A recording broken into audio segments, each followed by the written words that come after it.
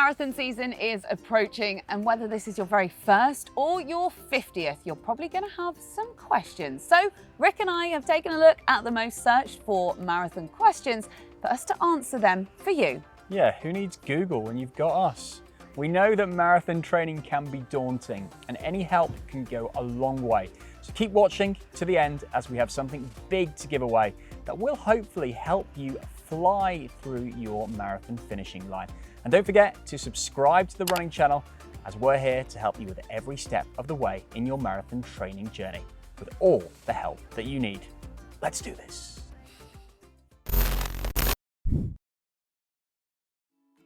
So starting off with the questions that get asked before day one of marathon training even begins, a big one that's Googled a lot is, where do I start with marathon training? Yeah, just starting off with a little query then.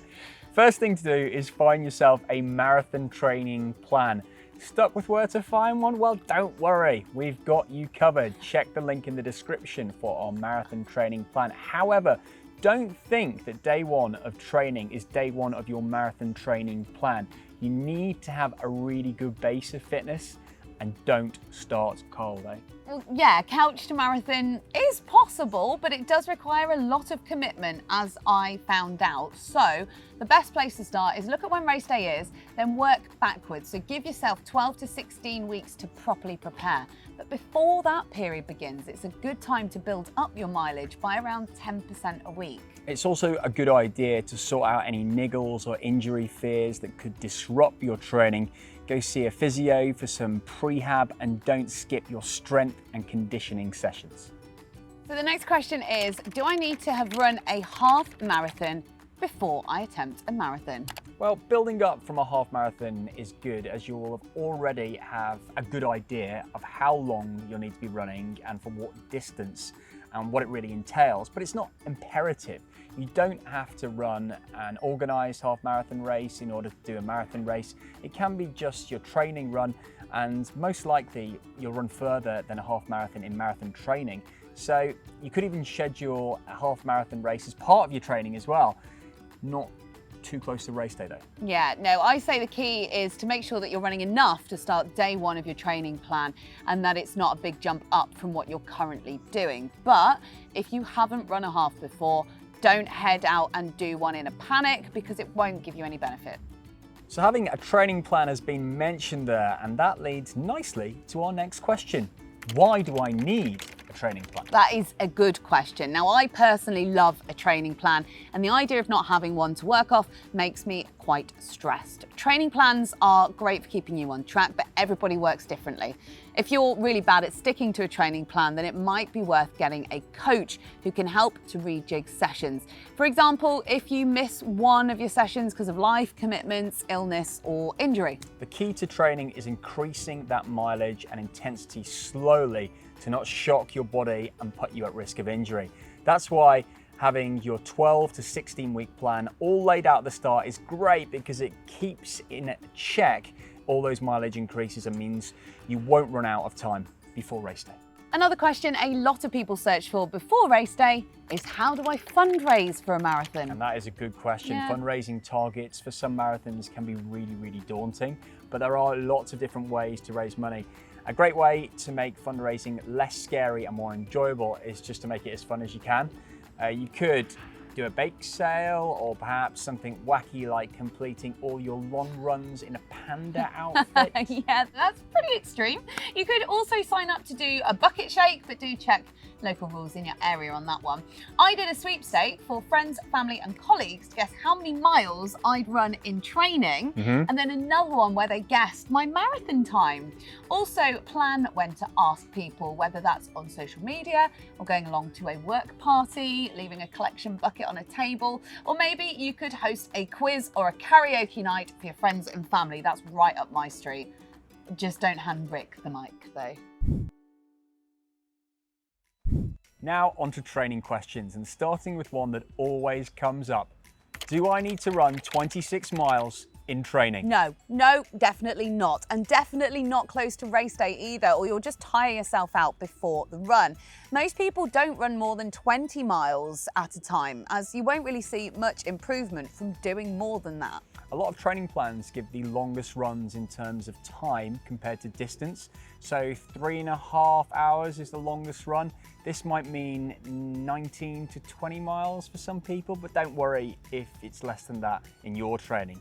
If you're doing an organized race, then the crowds and the atmosphere on the day will get you through, as well as the adrenaline of running the distance, whether you're in an organized race or not. So the next question is, how much strength training do I need to do for a marathon? Good question. Strength training is definitely important, as well as doing prehab to help reduce injury risk. Most people tend to do 2 to 3 strength sessions a week. Try and spread out your training and be sensible with what you can do each week, but don't skip all of your strength sessions because they are vital for your training. Go check out Manny's videos on the running channel for some inspiration for tips and exercises to follow. And then one that still keeps coming up. Haha, should I train if I'm ill? And what happens if I skip a run on the training plan? Well, if you're too ill to run, then don't run. Running when you're run down is not going to be good for you, so it'll put you at risk of injury. Now, we've got a video all about how not to catch a cold, as well as how to approach running if you do have a cold, so definitely go check that out. Now, having a cold may compromise your energy levels, so you might not feel up for intense physical fitness. But if your symptoms are above the collar, then mild to moderate exercise, like a conversational pace run at 5 out of 10 efforts, can help you feel better by opening up your nasal passages and temporarily relieving nasal congestion, as well as potentially stimulating your immune response. Definitely, and be sensible with illness and treat running like a job. If you can't go to work because of illness, chances are running isn't a good idea either. Ease yourself back into your training plan slowly, pick up from where you left off, and take a few steps back, and try not to leap ahead, as it will come as a shock to your body. Fueling, another big topic, and if you're stepping up from a shorter distance to a marathon, you might not have thought about it much before. So the big question to start, how do I fuel for a marathon? All that pasta, that's it. No, well, not quite, Rick.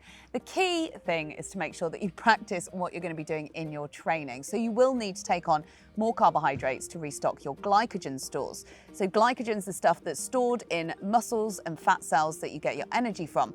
Long runs are a great time to practice your fueling. Treat them like a dress rehearsal. Yep, definitely. And think about what you're eating the night before, as well as what you're taking with you on the run in terms of food and drink. Carb loading the night before works well for lots of people. You might also want to get yourself hydration vests to carry water, gels and snacks for the long runs on race day itself.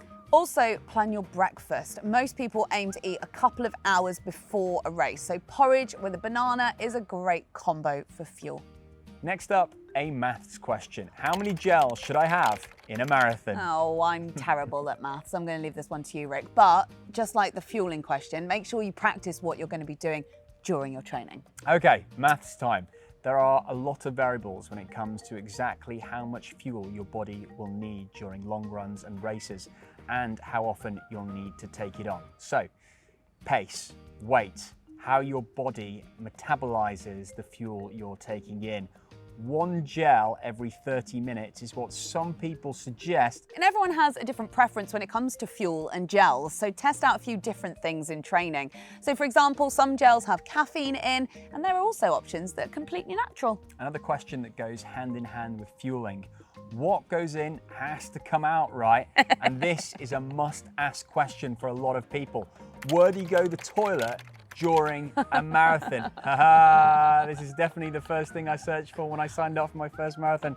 Don't worry, you don't have to hold it in for hours. Most races will have loos on the course, or some restaurants and shops along big courses will also open up their toilets for use during a race. And people's houses as well. Yeah. And that's on big road marathons though. If you're doing a trail event or a small rural route, chances are you might need to bring some toilet paper with you.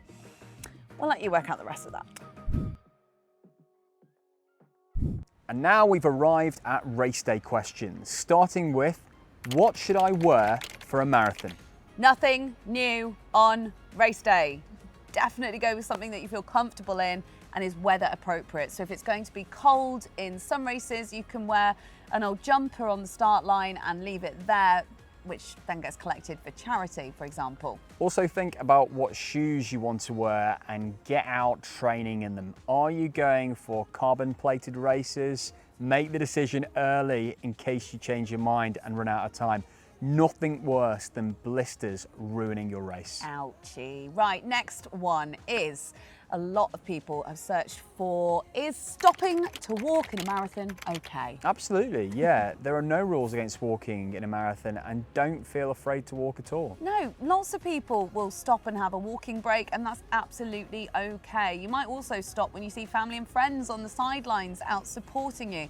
Take the race at your own pace and don't worry about other people. Some will sprint, some will walk, but you'll all still complete the same marathon distance. Next up, one that we all fear. What is the marathon wall? The dreaded wall. The wall in the marathon is the point where you don't want to carry on and you'll start to feel pretty fatigued. In some cases, you can't carry on. In technical terms, it's when your muscles run out of glycogen and your body has to turn to fat stores in order to keep running. It's terrifying. Now, the marathon wall has been described in both a physical and mental sense, and the two can come together or separately. This is why it's important to practice coping strategies in your training to help you if you do hit that mental or physical marathon wall. Sometimes if runners set off too fast and they use up all of their energy, then they are completely unable to finish. And that's why training is so important, to understand your pace and what your own body is capable of. Don't fear the wall, just be prepared for it. Now, we said at the start, we have something up our sleeve to make your marathon training even better. And here it is. We are giving away £200 worth, all the equivalent of marathon running gear, to one of you. We're talking kit, gels, hydration gear, recovery tools, much more. All you have to do to enter is like this video and comment below. Not sure what to comment? Tell us your favourite marathon race or whatever race you want to enter. All the T's and C's can be found in the description, and good luck to you. We hope this video has answered some of your burning marathon questions. But if you have any more, then leave them below. We are better than Google after all. And make sure to check out our marathon running YouTube playlist for lots more videos to get you marathon ready. And we'll see you next time on the Running Channel.